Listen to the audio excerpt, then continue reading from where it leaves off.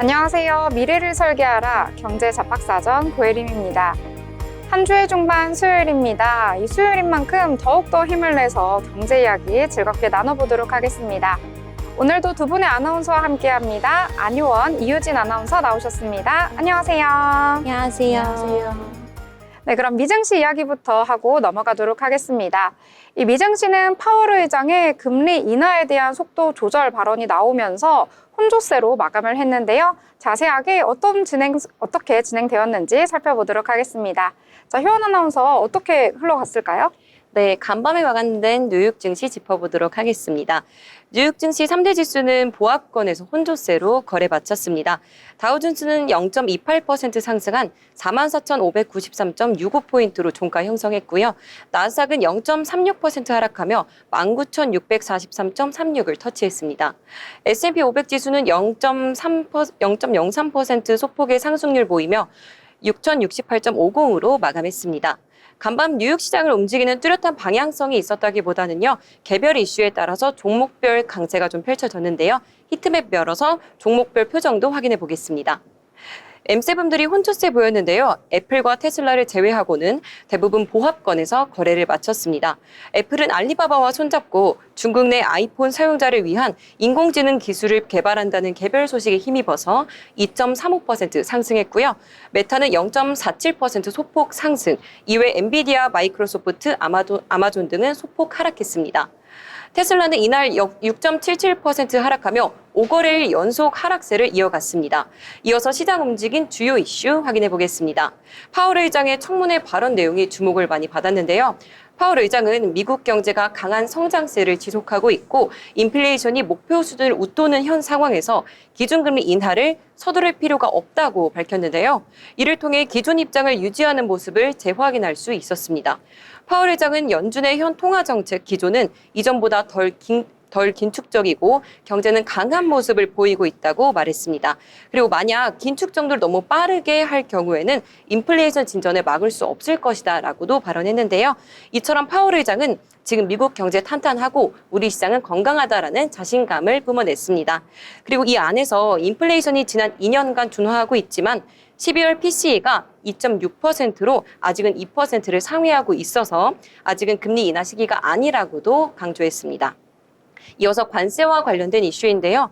시장에서는 관세 전쟁에 대한 우려감도 뿌리칠 수가 없죠. 전일 트럼프 대통령이 미국으로 수입되는 모든 철강과 알루미늄에 25%의 관세를 부과하는 행정명령이 사인했다고 밝혔는데요. 그 이후에 유럽연합 역시도 미국이 관세를 부과하면 우리도 역시 상응하는 조치를 취하겠다라고 밝힌 바 있습니다. 이에 월가에서는 트럼프 관세 발언이 미국의 신뢰도에 피해를 주고 있다고도 언급하고 있습니다. 또 간밤에는 인텔의 주가 굉장히 강했는데요. 바로 벤스 부통령이 파리 AI 서밋에서 폐막자로 나서면서 미국의 AI 더 강력하게 만들 것이다는 의견을 내비쳤는데요. 벤스 부통령은 트럼프 행정부가 가장 강력한 AI 시스템을 미국에 구축할 것이며 또 AI 경제 혁신, 일자리 창출, 국가 안보 등 다양한 분야에서 혁신 응용 프로그램을 개발할 것이다 라고 밝힌 바 있습니다. 또 미국은 AI 분야의 선두주자 위치를 계속 유지할 것이라고도 밝혔는데요. 자치적인 AI를 구축하기 위해서 동맹국과 협력을 강조하겠다는 이야기를 했지만요. 딥시크에 대한 언급은 없었습니다. 딥시크가 어떠한 영향을 주고 있는지 앞으로 체크해 보셔야 할 것 같습니다. 이러한 벤스 부통령의 발언 직후에 가장 먼저 움직인 것은 바로 인텔이었는데요. 아무래도 인텔이 오하이오주에 대규모 공장을 설립을 했고 이러한 투자 과정에서 벤스 부통령과 긴밀한 관계가 있었더라고 해석이 되는데 발언 직후에 8% 급등하는 흐름을 보였습니다. 우리 시간으로 오늘 밤 10시 30분에는요. 미국의 소비자 물가 지수 CPI가 발표됩니다. 전문가들은 전월과 동일하게 2.9% 상승할 것이다 라고 예상을 하고 있는데요. 정확한 수치는 오늘 밤에 확인해 보셔야 할 것 같습니다. 또 14일에는 생산자 물가 지수 PPI가 발표될 예정인데요. 해당 지표들이 우리 시장에 또 어떤 영향을 미치는지 같이 확인해 보시면 좋을 것 같습니다. 그럼 이어서 M7 기업들의 개별 종목 소식 확인해 보도록 하겠습니다. 네, 첫 번째는 애플인데요. 중국의 알리바바와 협력한다는 뉴스가 들려왔습니다. 양사는 공동으로 개발한 AI 승인 신청을 완료한 상태라고 하고요. 최근에 중국 안에서 아이폰 판매가 부진했는데 가장 핵심적인 이유가 AI 기능이 탑재되지 않았다는 지적이 있었습니다. 마침내 AI 기능이 탑재가 된다면 화웨이 또는 비보 등의 경쟁사들의 빼앗겼던 점유율을 좀 되찾아올 수 있지 않을까라는 예상이 시장을 지배하고 있습니다. 네, 다음으로는 테슬라 소식입니다. 머스크 리스크가 주가 발목을 잡고 있습니다. 정부 효율부 도치의 수장을 맡으면서 이미 바쁜 것 같은데 어제는 또 오픈 AI를 인수하겠다는 그런 제안을 뉴스까지 들려왔는데요. 이런 상황이 과거에 머스크가 트위터를 인수를 하면서 그때 어땠는지에 대한 상황을 좀 떠올리게 됩니다. 그때 당시에 주가가 33% 하락한 바 있었죠. 월가에서는 머스크의 집중력이 분산되는 것에 대해서 좀 우려를 표하는 모습입니다. 근데 또 두 번째 하락 재료도 있었습니다. 중국의 비아드가 어제 딥시크 AI를 활용한 주행 보조 시스템을 공개했습니다. 테슬라는 아직까지 중국에서 감독형 자율주행 소프트웨어에 대한 승인을 받지 못하고 있는데요. 이런 승인을 받기 위해서 무지 애를 쓰고 있는데 비아디가 먼저 선수를 치게 된 겁니다. 그래서 AI 기반 자율주행 시장에서 중국에서만큼은 자율주행 주도권을 빼앗기게 될 수도 있지 않을까라는 생각과 함께 우려가 번지면서 하락을 좀 겪었습니다. 이어서 메타 살펴보도록 하겠습니다. 어제 오픈 AI 자체 칩 개발 소식이 있었는데요. 확실히 빅테크 기업들이 발맞춰서 AI 칩을 자체 개발하기 위한 계획을 갖고 있는 것으로 풀이가 되었습니다. 이번에는 메타가 한국 인공지능 반도체 설계 스타트업인 퓨리오사 AI 인수를 논의하고 있다고 보도했는데요. 퓨리오사 AI는 데이터 센터 서버에 들어가는 AI 추론 연산 특화 반도체를 개발하는 스타트업 기업입니다. 인수 논의는 이달 내에 완료될 가능성이 매우 높게 보여지고 있습니다. 메타가 최근에 5%가량의 과감한 인력 감축을 시행을 하면서 시장은 AI 반도체 관련한 투자를 더 늘릴 것이다라는 예상을 했는데요. 이와 부합하게 AI 반도체 칩 개발을 위한 움직임이 더 확인이 된 상황입니다. 최근까지 브로드컴과 협력해서 자체 AI 반도체 개발을 활발하게 이어오고 있는 상황이었는데 이렇게 AI 반도체 칩 개발 소식이 전해지면서 간밤에 메타의 주가는 0.33% 소폭 상승했습니다. 그래서 17거래 연속 상승세를 이어가고 있습니다. 이렇게 어제 마감된 우리 미국 증시는요. 전반적으로 시장이 주요 인사들의 발언에 좀 불안감 그리고 기대감이 동시에 작용하는 시장이었습니다. 그래서 M7 기업들은 좀 개별 종목들의 흐름을 받아가면서 하락한 종목 또 상승한 종목 이렇게 엇갈리는 모습을 보여줬습니다. 이런 흐름들이 또 우리 증시에는 어떤 영향을 보여줄지 앞으로 저희와 함께 지켜봐 주시면 좋겠습니다. 네, 미증시에 대해서 전체적으로 잘 정리를 해주셨습니다.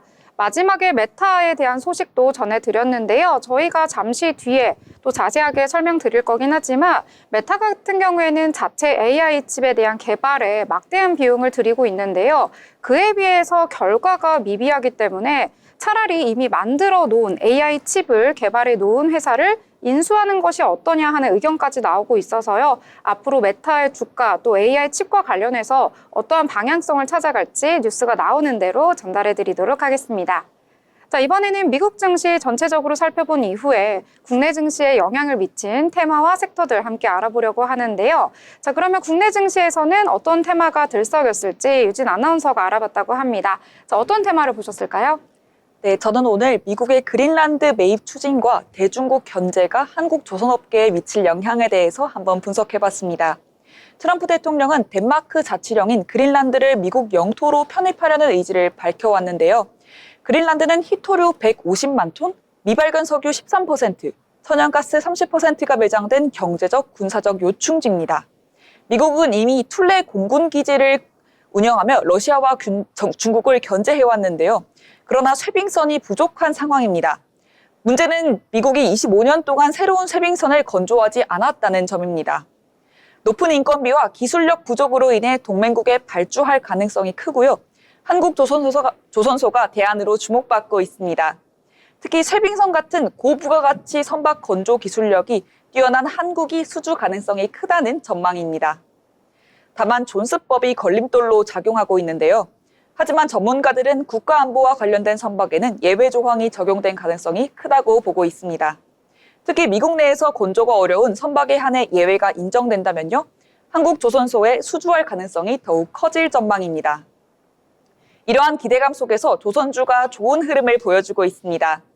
HD 현대중공업은요, 개장 30분 만에 전날 대비 11% 상승하며 장중 34만 6천 원까지 올라갔습니다. 하나오션도 장 초반 6만 6,300원을 기록하며 신고가를 경신했습니다. 한편 미국의 대중국 견제 강화로 인해 유럽 국가들이 한국 조선소를 대안으로 선택할 가능성이 크다는 방안이 나오고 있습니다. 조선 해운 전문 매체 트레이드 윈스에 따르면요, 세계 5위 해운사인 독일 하팍로이드가 원래 중국 조선소에 발주하려고 했던 LNG 컨테이너선 6척을 한국 하나오션에 맡기는 방안을 검토 중이라고 합니다. 이처럼 중국 대신 한국 조선소를 찾는 해외 선사들이 늘어날 것이라는 분석이 나오고 있습니다. 영국의 조선 해운 시황 분석 기관인 클라슨 리서치에 따르면요, 지난 1월 한국은 전 세계 선박 발주량 146만 CGT 중에서 90만 CGT를 수주하며 세계 1위를 기록했습니다. 반면 중국은요, 27만 CGT에 그치며 한국에 크게 밀렸는데요. 이처럼 한국 조선업계는 세계적인 경쟁력을 입증하고 있으며 향후 미국과 유럽 선사들의 추가 발주가 이어진다면 더 큰 성장의 기회를 맞이할 가능성이 높다고 보고 있습니다. 네, 이렇게 한국 조선업계가 맞이한 새로운 기회와 전망에 대해서 전해드렸는데요. 향후 쇠빙선 발주 여부와 대중국 견제 흐름 속에서 한국 조선업의 글로벌 입지가 더욱 강화될지 주목되고 있습니다. 네, 조선주도 함께 봐주셨습니다. 오늘 장에서 장 초반에 조선주 강세를 보이는 모습 나타났는데요. 이 트럼프 대통령 1기 집권 시기에도 그린란드에 굉장히 욕심을 부렸었는데 이번에도 그린란드를 매입하기 위해서 여러 노력들을 하고 있습니다. 이에 따라서 조선주에도 훈기가 돌고 있고요. 또 미국 의회에서 법안이 발의가 됐는데요. 이 해군의 함정 건조를 이 한국과 같은 동맹국에 맡기는 내용의 이 법안을 발의를 했다고 합니다. 이에 따라서 국내 조선주 업체들의 이 수혜를 받을 수 있을지 기대감이 모이는 상황 속에서 오늘장 강세를 보였는데요. 앞으로 어떻게 또 흘러가게 될지 계속해서 전해드리도록 하겠습니다. 자, 이번에는 저희가 뉴스를 볼 때 경제면 많이들 보시는데요. 뉴스가 워낙 많다 보니까 그중에서 어떤 뉴스에 좀 주목을 해봐야 할지 알기 어려우실 텐데 저희가 쉽게 정리해서 전해드리도록 하겠습니다. 자, 효연 아나운서 어떤 내용을 오늘 전해주실 건가요? 네, 말씀해주신 것처럼 중요한 내용들 쏙쏙 뽑아서 준비했습니다. 네, 먼저 첫 번째 소식을 준비하겠습니다. 네, 포스코홀딩스 니켈 공장 계획 취소. 포스코그룹이 경북 포항에 연간 5만 톤 규모의 니켈 공장 건설 계획을 철회했습니다. 길어지는 전기차 캐즘 등 글로벌 사업 환경 변화에 따른 조치입니다. 포스코홀딩스는 자회사 포스코 CNGR 니켈 솔루션의 주주총회를 열고 법인 해산 및 청산 절차를 밟는다고 11일 공시했습니다. 포스코그룹은 지난해 5월 세계 전구체 1위 기업인 중국 CNGR과 손잡고 전구체 생산 회사인 CMP 신소재 테크놀로지도 함께 세웠습니다. 두 법인은 2026년까지 1조 5천억 원을 투자해 포항 영일만 4산업단지에 니켈 전구체 공장을 준공할 계획이었습니다. 하지만 포스코그룹은 전기차 캐즘이 길어지고 트럼프 미국 대통령 취임 후 중국에 대한 규제 등이 강화되자 이 계획을 취소한 것으로 알려졌습니다. 여기에 그룹 차원에서 진행하고 있는 저수익 비핵심 자산 매각 방침도 영향을 미쳤다는 설명입니다. 다만 CMP 신소재 테크놀로지는 예정대로 전구체 공장을 짓기로 했습니다. 니켈은 외부에서 들여와 전구체를 생산한다는 계획입니다. 이어서 두 번째 소식입니다. 미국 자동차 반도체 의약품에도 관세 검토. 미국발 글로벌 관세 전쟁에 한국이 본격적으로 휘말리기 시작했는데요. 도널드 트럼프 미국 대통령은 현지 시간 10일 백악관에서 다음 달 12일부터 한국을 포함해 각국에서 수입하는 철강과 알루미늄에 25% 관세를 부과하겠다고 밝혔습니다. 한국의 1, 2위 미국 수출 품목인 자동차와 반도체에 대한 관세 조치도 조만간 내놓을 것이라는 방침입니다. 트럼프 대통령은 철강 그리고 알루미늄 관세 조치에 대해 예외나 면제 없이 25%며 모든 국가에 적용된다고 밝혔는데요. 그러면서 한국을 포함해 유럽연합, 일본, 캐나다, 멕시코, 브라질 등 9개 국가와 지역을 구체적으로 언급하며 모든 예외 조치를 종료한다고 선언했습니다. 트럼프 대통령은 또 자동차, 반도체, 의약품에 관세를 부과하는 것도 검토 중이라며 이런 조치는 우리나라에 많은 일자리를 가져올 것이라고 말했습니다. 작년 144만 대를 수출한 자동차와 반도체는 미국 수출 품목 1, 2위로 전체 대미 수출의 35.6%를 차지했습니다. 다음 소식입니다. 트럼프 국제법 무시한 채 경제동맹에도 일괄 관세, 한미 FTA 무력화 우려. 도널드 트럼프 미국 대통령이 자동차와 반도체에 대해서도 관세 부과를 예고하면서 한미 자유무역 협정이 무력화하는 게 아니냐는 우려가 커지고 있습니다. 미국이 관세 0%를 적용하기로 한 FTA 체결국에 대해서도 일괄 관세를 부과할 수 있다는 게 확인됐기 때문인데요. 미국이 예고한 대로 자동차 반도체에도 관세를 부과한다면 2009년 발효된 한미 FTA와 반도체 관세율을 0%로 정한 정보기술협정 등 세계무역기구 규정 위반이 됩니다.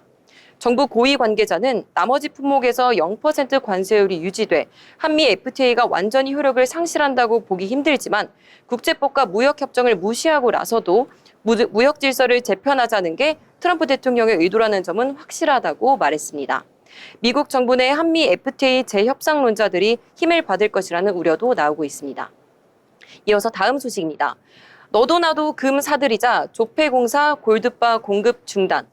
한국조폐공사가 주요 시중은행에 골드바 공급을 중단한 것으로 확인됐습니다.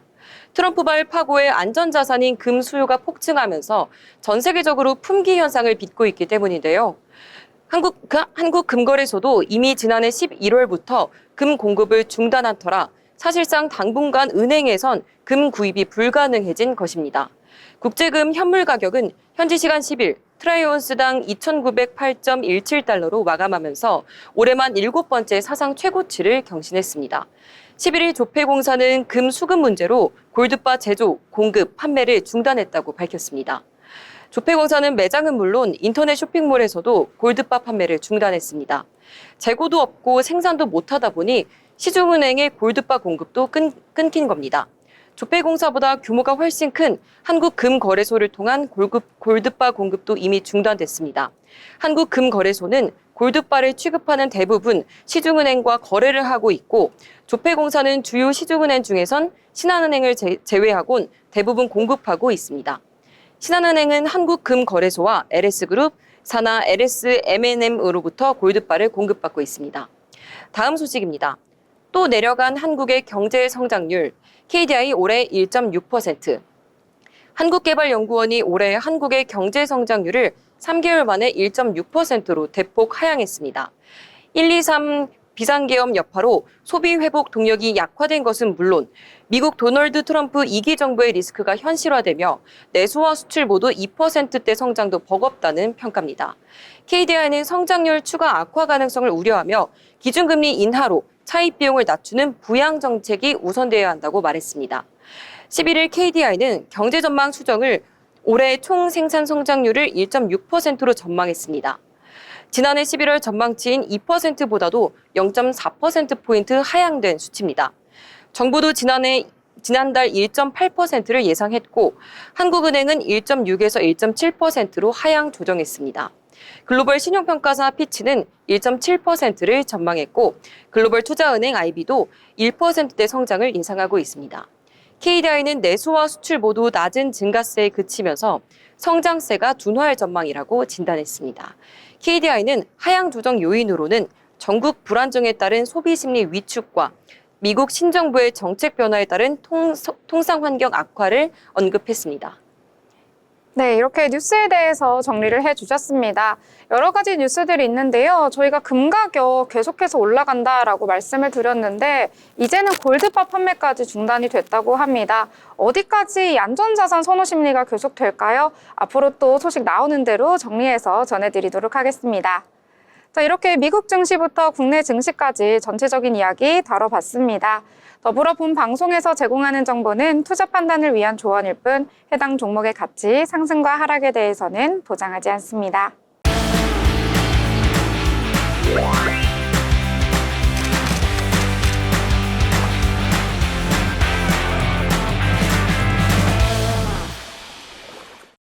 네, 이번 시간은 전국의 축제, 전시, 하프를 알아가는 시간입니다. 어디 갈까 시간인데요. 오늘 어디 갈까 시간은 이정은 아나운서와 함께 하도록 하겠습니다. 안녕하세요. 안녕하세요. 네, 정은 아나운서 오늘은 어디를 소개해 주시나요? 네, 바로 2025 영암 고구마 달빛 축제가 열리는 바로 전남 영암입니다. 네, 달빛 축제는 알겠는데 고구마 달빛 축제는 좀 생소한 것 같거든요. 네. 어떤 축제인가요? 네, 영암의 특산물인 고구마를 주제로 한 영암 고구마 달빛 축제가 정월대보름을 맞이하여 개최되는데요. 이번 축제는 지역 농가의 우수한 항토 고구마를 널리 알리고 관광객들에게 특별한 먹거리와 또 체험을 제공한 행사로 기획됐는데요.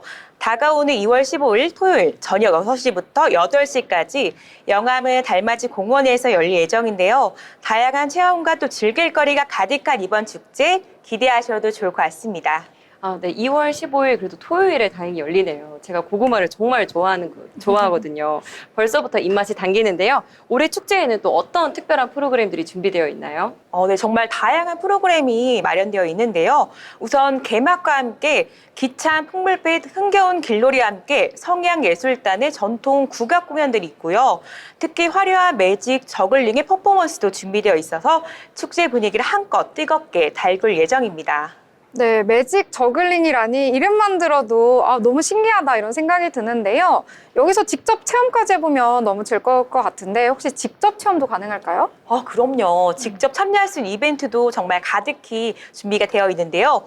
고구마 삼행시 짓기, 또 그리고 맛있게 먹기 대회, 그리고 달빛 아래 펼쳐지는 특별한 체험, 또 LED 지불놀이도 준비가 되어 있습니다.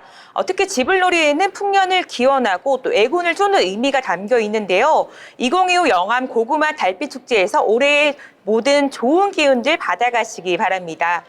정말 다채로운 프로그램이 준비되어 있네요. 그런데 고구마 축제인 만큼 먹거리를 빼놓을 수 없겠는데요? 네, 맞습니다. 축제에 또 연회가 빠질 수 없죠. 네, 축제 현장에는 영암 고구마 판매 부스를 비롯해 지역 특산물을 만나볼 수 있는 영암 프렌드샵, 그리고 또 맛있는 음식이 가득한 푸드트럭까지 만나볼 수 있습니다. 특히 영암 프렌드샵에는 영암의 마스코트인 캐릭터, 나미, 산이, 무늬도 만나볼 수 있으니까요. 아이들에게도 정말 즐거운 시간이 될 것 같은데요. 또한 축제 하이라이트, 따뜻한 군고구마 나눔 행사와 함께 정월대보름을 또 맞이해서 부럼 깨먹기 행사도 진행되는데요. 또 부럼을 깨먹으면서 한 해 건강을 또 기원하는 특별한 경험까지 놓치지 마시기 바랍니다. 네, 군고구마의 부럼까지 정말 맛있고도 훈훈한 축제가 될 것 같습니다. 자, 그러면 이 축제 관심 있으신 분들 굉장히 많으실 것 같은데요. 이 축제를 더욱더 알차게 즐길 수 있는 꿀팁 어떤 것들이 있을까요? 네, 축제를 100% 즐기는 꿀팁 제가 알려드릴게요. 저녁에는 또 쌀쌀할 수 있기 때문에 따뜻한 옷차림은 필수고요. 또 지역 농산물 판매 장터를 또 운영하고 있다 보니까 이 부분도 참고하시면 도움될 것 같습니다. 좋은 정보 너무 감사합니다. 그러면 마지막으로 좀 한 줄로 이 행사를 정리해 주신다면요? 네, 달빛 아래에서 맛있고 또 따뜻한 추억까지 남기고 싶으시다면 네, 지금 바로 2025 영암 고구마 달빛 축제로 달려가시기 바랍니다. 네, 2025 영암 고구마 달빛 축제, 비슷한 축제는 많이 소개해 드렸는데 또 고구마 달빛 축제라고 하니까요. 더욱더 기대가 되는 것 같습니다. 자, 지금까지 알찬 소식 전해주신 이정은 아나운서 감사합니다.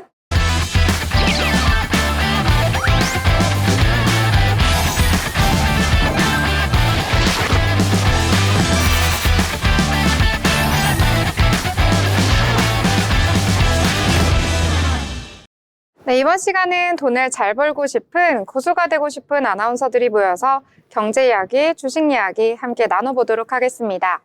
자, 일단 오늘 장 어떤 분위기 속에서 흘러갔을지 국내 증시 한번 체크를 해봐야 할 것 같은데요. 오늘은 이유진 아나운서가 전해드리도록 하겠습니다. 2월 12일 마감 시황입니다. 전날 미국 증시는 트럼프 행정부 관세 정책 여파와 제롬 파월 연준 의장의 금리 인하에 대한 신중한 발언 등으로 혼조세 마감했습니다. 뉴욕 3대 지수 중 다우지수와 S&P 500 지수가 각각 0.28%, 0.03% 상승한 반면 기술주 중심의 나스닥 지수는 0.36% 하락했습니다. 테슬라는 일론 머스크의 오픈 AI 인수 제안을 샘 올트먼이 거절했다는 소식에 6%대 급락했습니다.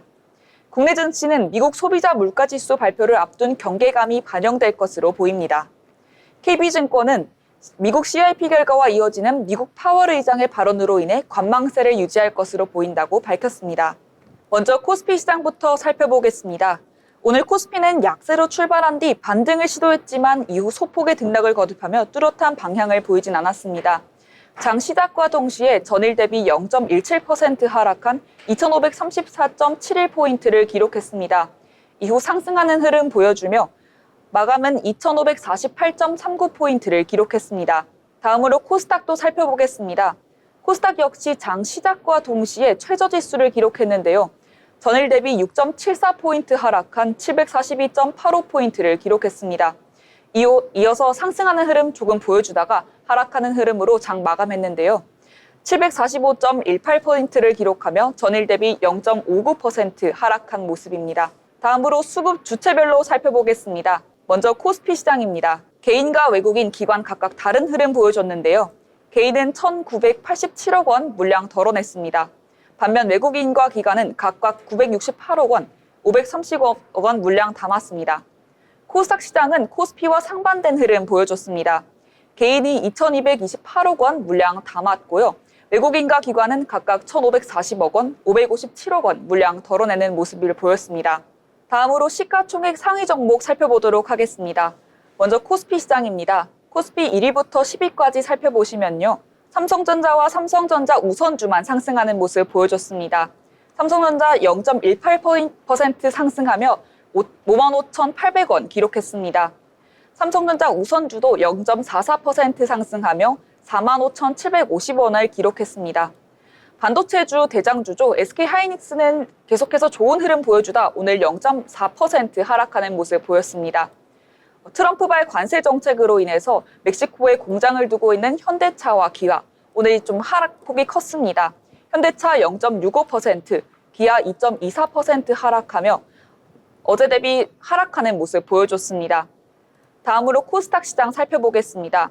1위부터 10위 살펴보시면요. 혼조세 보이고 있는 모습입니다. 알테오젠 0.13% 하락하는 모습 보였고요. 에코프로 BM은 0.41% 상승, 에코프로는 어제와 동일한 모습 보여줬습니다.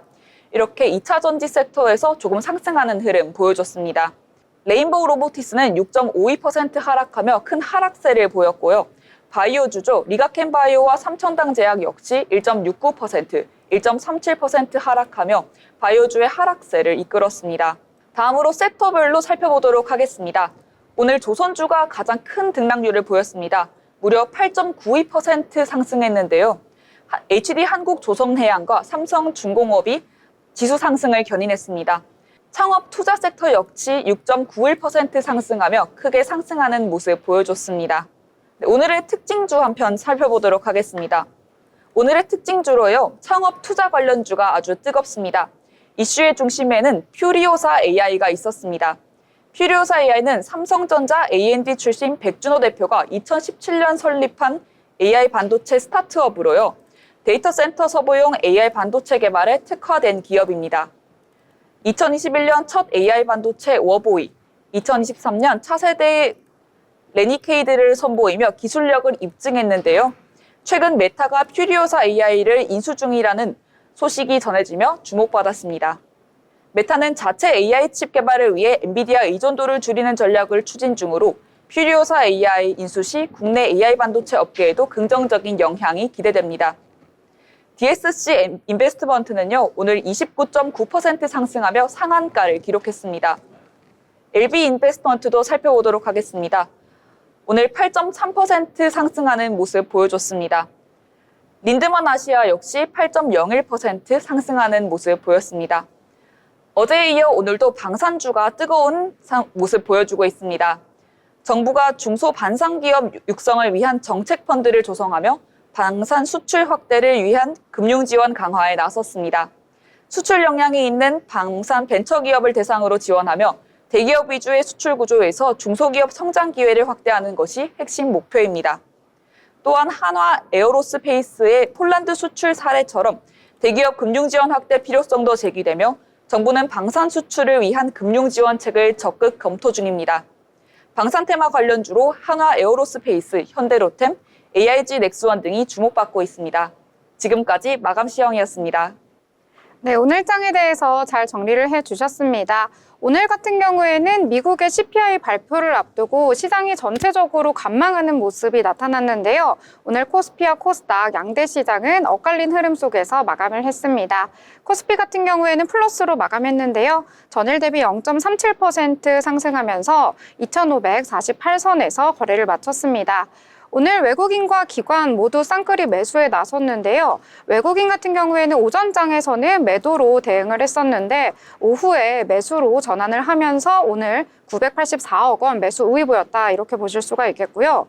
코스닥 같은 경우에는 오늘 계속해서 마이너스권에서 움직이는 모습 나타났습니다. 전일 대비 0.59% 하락하면서 745선에서 거래를 마쳤는데요.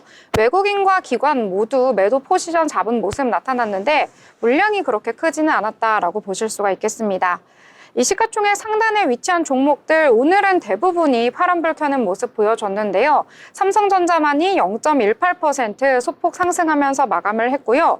이외에 사이즈가 큰 종목들 일제히 하락하면서 지수에 하방 압력을 가했다라고 보실 수가 있겠습니다. 코스닥 같은 경우에는 어제에 이어서 오늘도 제약바이오 업종 전체적으로 약세를 보이는 모습 나타났고요. 일부 섹터만이 강세를 보였다 이렇게 보실 수가 있을 것 같습니다. 자, 오늘은 저희 방송이 끝난 이후에 이 미국의 CPI 발표가 있습니다. 이 발표 이후에 미국 증시 어떻게 갔는지 한번 살펴보셔야 할 것 같고요. 이후에도 내일장 어떻게 움직일지 한번 예상을 해봐야 할 것 같은데요. 일단 오늘장 어떤 섹터가 강세를 보였고 어떤 종목이 크게 올랐을지 한번 살펴보도록 하겠습니다. 자, 효연 아나운서 오늘장에서는 어떤 내용이 주목을 받았을까요? 네, 메타의 자체 AI 칩 개발 소식과 더불어서 퓨리오사 AI 관련주들이 강세를 보였습니다. 퓨리오사 AI를 초기에 발굴을 해서 투자를 했던 투자주들, 초기 투자자들의 강세가 돋보였는데요. DSC 인베스트먼트, TS 인베스트먼트가 강세를 보였습니다. 먼저 DSC 인베스트먼트 확인해 보겠습니다. 일단 오늘 오전 9시 9분쯤 3,730원을 나타내며 29.97% 터치했는데요. 상한가 터치하며 현재 종가 29.97% 오른 채 3,730으로 마감했습니다. 초반부터 강세로 출발했고 상한가 터치하면서 마무리되었습니다. 메타의 인수 소식에 인해서 가능성이 좀 몰리면서 퓨리오사 AI에 일찌감치 투자한 두 투자자가 강세를 보였는데요. 이어서 TS 인베스트먼트도 보여드리도록 하겠습니다. TS 인베스트먼트 전장 대비 종가 29.95% 상승하며 1202선에서 종가 형성했습니다. 네. 지금 이렇게 퓨리오사 관련 주들이 이제 강세를 보이고 있거든요. 말씀 아까 해주신 것처럼 가장 주축을 갖고 있었던 두 투자자들로 분석이 되고 있습니다. 네, 이 메타가 아까 저희가 계속해서 언급해 드린 것처럼 AI 칩 개발에 지금 속도를 내지 못하고 있는 상황 속에서 다른 기업이 만들어낸 그런 기업들을 먼저 인수를 하겠다 이런 방향으로 지금 피봇을 하고 있는 것 같습니다. 자, 그렇기 때문에 국내에 있는 여러 AI 개발 스타트업 중에서요. 그 중에서도 퓨리오사 AI 인수를 논의하고 있다라는 내용이 전해졌는데요. 이러한 딜은 이번 달 내에 거의 다 완성이 될 것이라고 합니다. 이후에 정말로 인수를 하게 될 것인지 알 수는 없지만 일단 초기에 이 스타트업에 투자를 한 창투사 위주로 오늘은 상승하는 흐름이 나타났거든요. 창투사 간만에 또 시장에서 등장을 하면서 전반적으로 오르는 모습 보여줬는데요. 테마성이 짙은 만큼 이 투자에는 유의를 하셔야겠다. 이렇게 정리를 해볼 수가 있을 것 같습니다. 자, 그러면 또 다른 이야기 함께 나눠보려고 하는데요. 자, 유진 아나운서 또 어떤 내용에 주목해 보셨나요? 네, 저는 미용 의료기기 테마에 주목해봤습니다. 최근 미용 의료기기 산업이 글로벌 시장에서 빠르게 성장하고 있습니다. 특히 비수술적 피부 무형 시술 수요 증가와 해외 시장 진출 확대가 주요 트렌드인데요. 한국 기업들은 첨단 기술력과 FDA CE 인증 확보를 기반으로 글로벌 시장에서 입지를 강화하고 있으며 미국, 유럽 등 선진국 시장을 적극 공략하며 성장세를 이어가고 있습니다. 오늘은 이러한 흐름 속에서 파마 리서치, 아스테라시스, 레이저 업텍에 대해서 살펴보겠습니다. 오늘 파마 리서치는 0.7% 하락하며 보합세, 아스테라시스와 레이저 업텍은 각각 9.3%, 3% 상승하며 미용 의료기기 테마주의 상승세를 견인했습니다. 먼저 파마리서치는요, 연화주사 리쥬란 덕분에 지난해 매출 3,497억 원, 영업이익 1,259억 원을 기록하며 사상 최대 실적을 달성했습니다. 의료기기 화장품 수출 증가가 주요 성장 요인으로 작용했는데요. 리쥬란 화장품 수출은 53.3% 급증, 의료기기 수출 실적도 36.4% 증가했습니다. 기존 수출의 70% 이상이 아시아에 집중됐지만요. 이제는 유럽, 미국 시장에 본격적으로 확대될 전망입니다. 2023년 12월 리쥬란이 EU-C MDR 인증을 획득하며 유럽 시장 진출의 발판을 마련했고 미국에서는 FDA 의료기기 인허가를 준비 중입니다. 또한 미국 내 리쥬란 검색량이 1년 만에 3.2배가량 증가하며 성장 기대감을 높이고 있습니다. 다음으로 살펴볼 종목은요, 아스테라시스입니다. 아스테라시스는요, 리프팅 탄력 개선 의료기기를 개발하는 업체인데요. 최근 출시한 쿨소닉은 기존 하이프 리프팅의 한계를 극복한 신제품입니다. ACC 기술을 적용해 시술 중 피부 온도를 조정할 수 있습니다. 아스테라시스는 전 세계 62개국의 대리점을 보유하고 있으며 글로벌 확장을 이어가고 있습니다. 현재 쿨소닉과 쿨페이즈 두 제품의 FDA 승인을 목표로 삼고 있습니다. FDA 승인이 완료되면요, 미국 시장 공략을 본격화할 계획인데 관계자는 쿨소닉은 차세대 리프팅 기기로 FDA 승인과 해외 인허가를 통해 글로벌 경쟁력을 더욱 강화할 것이라고 밝혔습니다. 마지막으로 살펴볼 종목은요, 바로 레이저 업텍입니다. 피부 미용 및 질환 치료용 레이저 기기 전문 기업으로 최근 미국 FDA에서 헬리오스 785의 적응 중 추가 승인을 획득하며 미국 시장의 확장에 중요한 전환점을 맞이했습니다. 이번 승인으로 미국 색소 치료 및 피부 재생 시장에서 강력한 경쟁력을 확보할 전망입니다. 레이저 업텍은 50개국의 자체 브랜드 제품을 수출하고 있고요. 2023년 8월에는 미국의 현지 법인을 설립하는 등 시장 공략을 강화해가고 있습니다. 현재 미국 미용 의료기기 시장 규모는 약 18조 원인데요. FDA 적응 중 추가로 인해 레이저 업텍의 미국 시장 확대가 더욱 탄력을 받을 것으로 예상됩니다. 네, 마지막 레이저 옵텍까지 정리해 주셨습니다. 이 레이저 옵텍 같은 경우에는 오늘 VI 발동이 걸릴 정도로 장중에 급등세 보이기는 했는데요. 이런 상승폭 모두 다 반납을 하면서 마지막에는 3%대로 마감을 했다라고 보실 수가 있을 것 같습니다. 저는 리쥬란 힐러 뭐 이런 쪽은 들어봤었는데 이외에는 이제 새로 듣는 게 많더라고요. 그래서 국내 이 미용 기기 시장 정말로 잘 나가고 있고 새로운 기기들이 계속해서 나오는구나 하고 점점 깨닫고 있거든요. 앞으로 또 추가적인 새로운 기기나 아니면 업체들 나올 것 같으니까요. 또 전달해 드리도록 하겠습니다. 자, 저는 오늘 장에서 아까 저희가 마감 시황 정리해 드리면서도 잠깐 언급을 해 드렸는데요. 방산 테마가 굉장히 또 강세를 보여서 전해 드리려고 합니다. 여러 가지 이제 모멘텀이 겹치면서 오늘 장에서 강세를 보인 건데요. 일단 방산업계의 올해 영업이익이 3조 원을 돌파할 것이다 라는 소식이 전해졌습니다. 이에 따라서 정부도 추가적으로 자금을 지원하겠다라는 소식이 전해졌는데요. 약 600억 원 규모의 방산 펀드를 조성한다라고 합니다. 자, 일단 방산업체 빅4라고 할 수 있는 업체들이죠. 한화 에어로스페이스, 현대 로템, 한국항공우주, LIG 넥스원 이러한 네 업체들의 작년 영업이익과 매출을 살펴봤더니요. 모두 큰 폭으로 상승을 하면서 역대 최고가를 기록했다고 합니다. 이 업계 관계자 같은 경우에는요, 이 K방산의 글로벌 시장 확장이 가속화되고 있다라고 알려왔고요. 올해 방산 매출도 예상을 해보자면 올해 말까지 지속이 된다면 20% 정도 증가할 것이다라고 소식을 전해왔습니다. 이에 따라서 추가적인 납품 소식까지 호재로 작용을 했는데요. 그동안에는 중동 쪽으로 많이 수출도 하고 유럽 쪽, 특히 폴란드 쪽으로 수출을 해왔었는데 이 폴란드와 이집트 등에 추가로 납품을 할 것이다라는 소식도 함께 전해왔습니다. 자, 그리고 방산펀드 조성한다라고 말씀을 드렸는데요. 이 정부가 중소방산기업 육성과 지원을 위해서 방산펀드를 만들기로 결정을 했고요. 2025년부터 2027년까지 약 3년 동안 600억 원을 투입을 해서요. 올해는 일단 200억 원 정도 예산을 편성했다라는 소식까지 전해졌습니다. 이에 따라서 하나시스템, STX 엔진, RF 시스템즈까지 전반적으로 강세를 보였다. 이렇게 정리를 해볼 수가 있을 것 같습니다. 자, 이렇게 오늘 장에서의 특징주까지 정리를 해봤고요. 자, 이번에는 저희가 리포트를 한번 살펴보려고 하는데요. 리포트 보면은 너무 좋은데 또 읽기에는 피곤하니까요. 저희가 알기 쉽게 정리해드리도록 하겠습니다. 자, 효연 아나운서, 오늘 준비한 리포트 어떤 내용일지 또 궁금한데요. 네, 오늘 준비한 리포트는요, 여성분들이 굉장히 좋아하실 만한 리포트 준비해봤습니다. 네, 일단 제목이 굉장히 특이한데요. 일단 제목이 거의 한국의 팔란티어라는 제목의 리포트입니다. 혹시 앵커님, 팔란티어 하면은 굉장히 큰 폭의 강세를 보인 종목이잖아요. 네. 팔란티어와 비슷한 종목 혹시 한번 예상해 보실 수 있을까요? 이름이 비슷한 건가요? 뭐죠?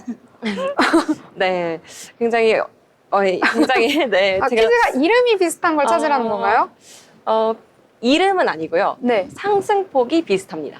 아, 상승폭이요? 네. 엄청나게 뛰었으니까 뭘까요? 예상을 한번 해보신다면요? 저는 전혀 종잡을 수 없는 것 같은데요.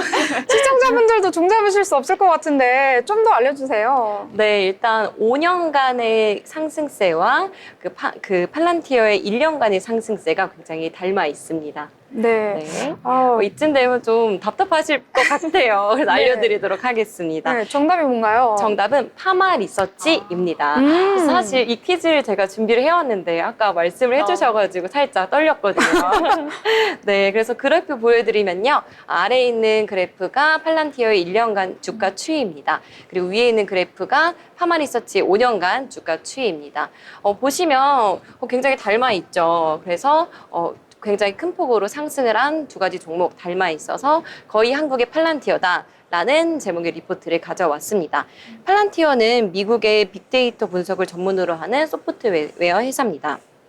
팔란티어는 작년에 굉장히 뛰어난 성과를 거두면서 S&P 500 지수와 나스닥 500 지수에 편입이 됐는데요. 작년에 팔란티어 주가는 342% 이상 급등했고요. 올해는 연초 대비 47%나 상승을 했습니다. 네, 그래서 이렇게 성장폭을 보여줬는데 도대체 어떤 요소들이 이렇게 성장세를 이어갈 수 있게 되었는지 살펴보도록 하겠습니다. 먼저 파마 리서치가 어떤 기업인지부터 정확하게 설명을 드려야 될 것 같아요. 네, PDRN, PN 제조 기술을 바탕으로 의약품, 의료기기, 그리고 화장품 등을 연구, 제조, 그리고 판매하는 재생바이오 전문 제약 회사입니다. 네, 사실은 처음부터 이렇게 재생바이오 전문 회사였던 건 아니었어요. 여러 가지 과정을 거치면서 이렇게 리쥬란을 개발하는 과정까지 오게 되었는데요. 옆에 보이시는 이 사진, 버스 광고나 지하철에서 많이들 보시지 않았나요? 네.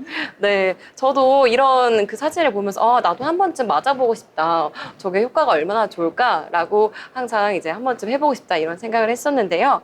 네, 일단 PDRN의 개발 과정부터 설명을 드리면요. 1993년도에 원래는 설립이 되면서 의약품, 의료기기, 인허가 컨설팅 업체로 파마 리서치는 설립이 되게 되었습니다. 근데 이후에 일본의 헬스케어 브랜드 오므론을 국내에 수입을 하는 그런 역할을 했었습니다. 근데 이후에 2007년도에 이탈리아 마스텔리의 연골 조직 재생치료제 플라센틱스를 독점 판매 계약을 체결을 하게 됩니다. 근데 이때부터였을까요? 이 파마 리서치가 좀 재생치료제에 대해서 관심을 가지게 됩니다. 그래서 2008년도에 카이스트와 협력을 해서 PDRN 국산화 연구를 진행을 하게 됩니다. 그래서 이후에 이 PDRN의 사용처가 두 가지로 나뉘게 되는데요. 사용처의 첫 번째는 바로 콘주란입니다. 앞서 말씀드린 그 마스텔리의 연골 조직 재생치료제 플라센틱스 플러스 그리고 PDRN 그리고 히알루론산을 더해서 콘주란이라는 제품을 만들었는데요. 이 제품은 무릎에 굉장히 효과적인, 무릎 연골 재생에 효과적인 제품이라고 합니다. 그래서 요즘 고령화 사회에 진입을 하면서 많은 분들이 찾았고 또 이 제품과 더불어서 앞서 말씀드린 리쥬란까지 개발을 하게 됩니다. 근데 이 리쥬란은 굉장히 특이해요. 연어에서 추출한 성분을 피부에 직접 넣어서 자가 피부 콜라겐 재생에 촉진하는 효과가 있다고 합니다. 사실 여느 피부 주사와 다르지 않다고 생각하실 수도 있겠지만 직접 진피층에 주입을 해서 원래 가지고 있는 성분을 끌어올리는 그런 효과가 있다고 하는데요. 네, 이런 효과들이 많은 사람들이 찾게 되면서 파마 리서치의 주가도 굉장히 큰 폭으로 상승을 하게 됩니다. 네, 그렇다면 이번에 2월 10일, 이번 주 월요일에 실적이 발표가 됐는데요. 그 전에 어떤 실적을 밟아왔는지도 살펴보도록 하겠습니다. 연간 매출액은 2019년에는 839억 원이었는데요. 쭉 올라오면서 2023년에는 2,610억 원으로 굉장히 큰 폭으로 상승했습니다. 대략적으로만 봐도 거의 1,800억 원 가량 증가를 한 것이죠. 그렇다면 영업이익은 어떻게 될까요? 2019년 191억 원에서 2023년 923억 원으로 증가를 했습니다. 네, 그렇다면 드디어 알려드려야 될 것 같아요. 2024년 4분기 실적. 사실 많은 기업들이 컨센서스를 상회하기도 하고 하회하기도 하는데 예상보다 상회할 것이라고 예상했던 기업들이 또 하회하는 경우가 요즘에 많았는데요. 파마리서치는 그렇지 않았습니다. 매출액, 영업이익 모두 견조하게 잘 나왔고요. 예상치에 부합하게 나왔습니다. 매출액은 1,026억 원, 그리고 영업이익은 335억 원으로 집계가 됐고요. 이 매출액에는 의료기기 국내 매출이 들어있고 또 해외 매출이 들어있는데요. 무려 의료기기 국내 매출이 40%나 증가를 했고요. 또 해외 매출은 106%나 증가를 했습니다. 그렇다면 리쥬란, 아까부터 말씀드린 리쥬란의 매출 615억 원을 달성을 했는데요.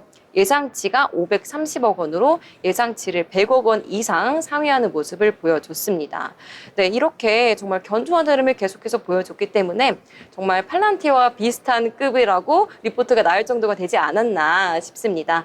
네, 그렇다면 우리 유진투자증권의 전망은 어땠을까요? 유진투자증권은 투자 의견 바이 유지하셔라 라고 전망을 했습니다. 또 현재 주가가 27만 3,500원을 지나가고 있는데요. 목표 주가는 32만 8천 원으로 상향하는 것으로 올려 잡았습니다. 그러면서 추가적으로 좀 조언도 했는데요. 24년 매분기 성장을 이어갔고 또 성장률이 점차 상승했다는 것이 고무적이라면서 25년도 유의미한 성과를 거둘 것이라고 말했습니다.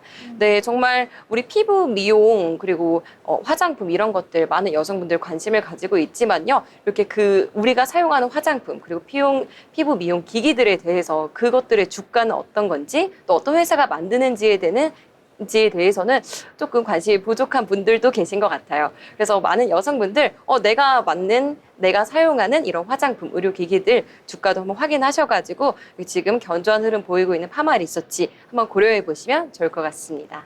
네, 리포트까지 잘 살펴주셨습니다. 더불어 본 방송에서 제공하는 정보는 투자 판단을 위한 조언일 뿐 해당 종목의 가치, 상승과 하락에 대해서는 보장하지 않습니다.